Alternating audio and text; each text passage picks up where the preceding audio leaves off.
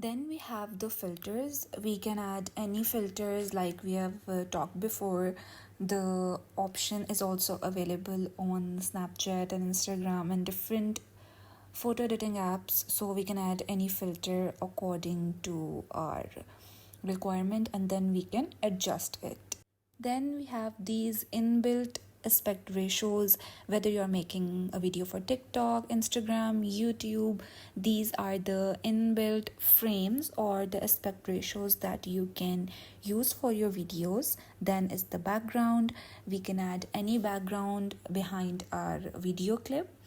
Let's say I'm adding this blur option, but this is not visible here, so I'll show you by adding a color. Like I've added yellow color in the background and you can see that the yellow color is appearing in the background. In this way you can add any background of your choice.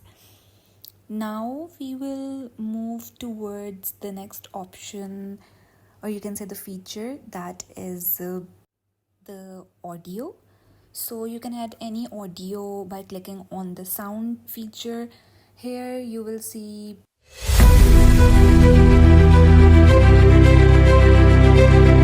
inbuilt sounds are available on CapCut. Here you can extract any sound from your video, or you can also select it from your device, or you can also select it from TikTok if your account is connected to it, and here will appear your saved sounds.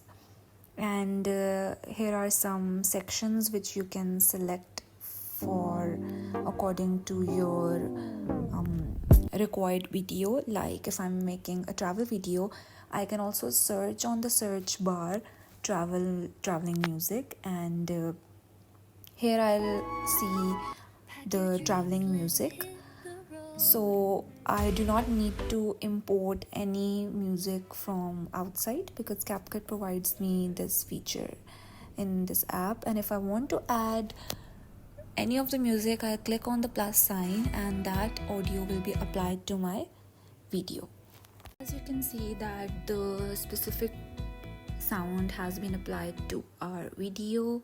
So now we'll just export this video. I can set the frame rate, and if I want my video in smart HDR, these are the options. And where do I want to place my logo for CapCut. For the paid versions, the CapCut logo can be hidden. So now I'll click on export, and this will export this video in my gallery.